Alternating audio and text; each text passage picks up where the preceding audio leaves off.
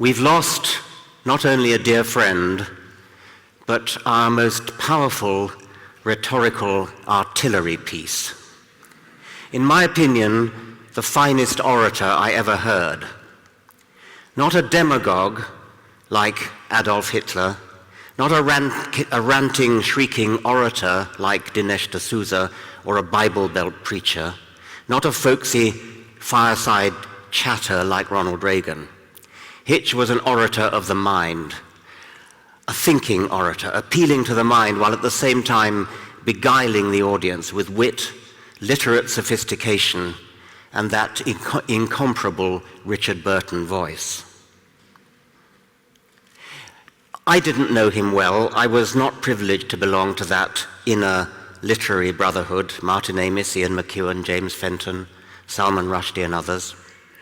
Nor did I know him in his young manhood at Oxford, where he somehow managed, actually effortlessly, to combine unshaven Trotskyist rebellion as Chris with louche society dinners at All Souls, where his youthful beauty as Christopher doubtless appealed to the warden, the notorious John Sparrow.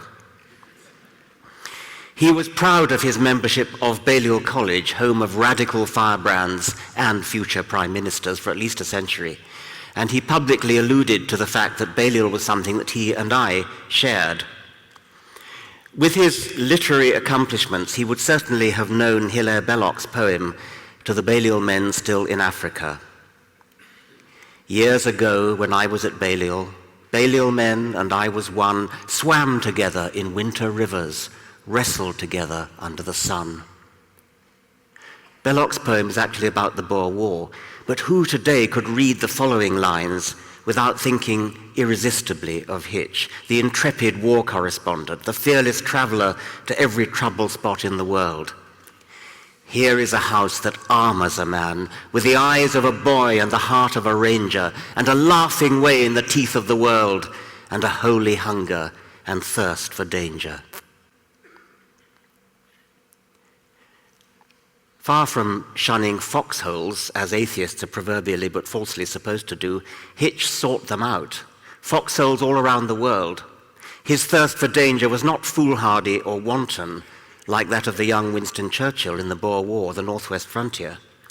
Hitch's holy hunger was not jingoistic like Churchill's, but was born of a selfless desire for solidarity with the victims of the tyrannies that he so passionately abhorred.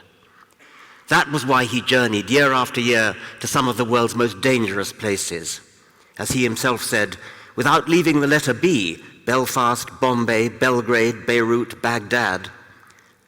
That was why he put himself through ordeal by water, waterboarding, to verify that the word torture was indeed justified.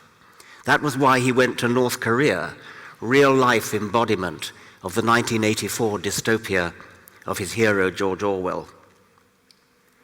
And hereabouts, I think, we find the deep motivation for his anti-theism. Whereas my motivation, and probably that of many people here, is primarily scientific, Christopher's was political. He passionately hated dictators and tyrants, and the most dictatorial and tyrannical of all dictatorial tyrants was God. Mao or Stalin or Saddam Hussein or Kim Il-sung could make your life a misery, but at least you could escape by dying. God, the ultimate dictator, would, according to the beliefs of his followers, never let you escape. I first met him in 2007, not that long ago, when we were on the same side in a London debate on the motion that we would be better off without religion. On our side, too, was A.C. Grayling. And on the religion side, which I see is referred to as the numpties on this YouTube title,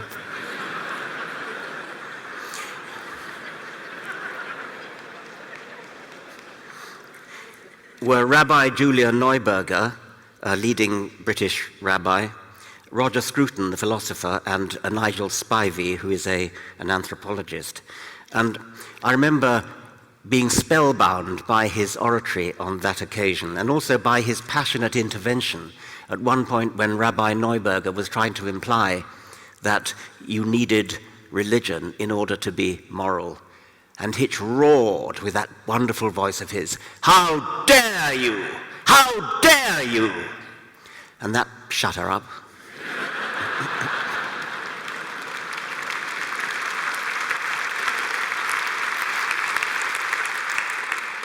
And we won the debate.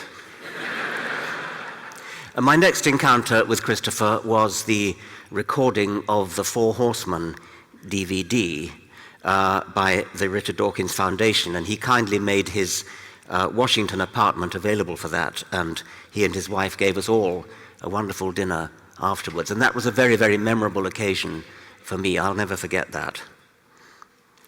I saw him a number of times since, and then just very recently, at the end of 2011, I edited the Christmas issue of New Statesman, and one of the things that I did for that Christmas issue was to interview Hitch. We had a long interview on the eve of my presenting him with an award at the AAI.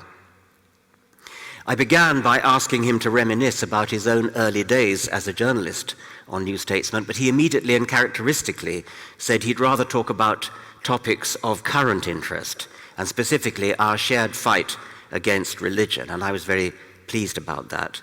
It was a long interview, more a conversation than a combative interview. We didn't touch on issues of disagreement like the Iraq War or abortion.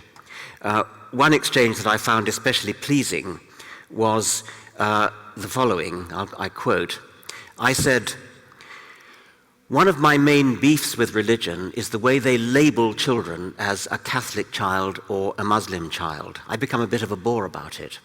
Christopher said, "You must never be afraid of that charge, any more than stridency." And I said, "I will remember that."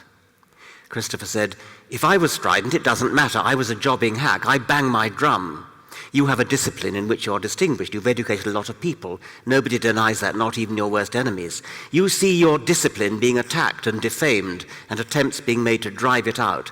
Stridency is the least you should muster. It's the shame of your colleagues that they don't form ranks and say, 'Listen, we're going to defend our colleagues from these appalling and obfuscating elements.'"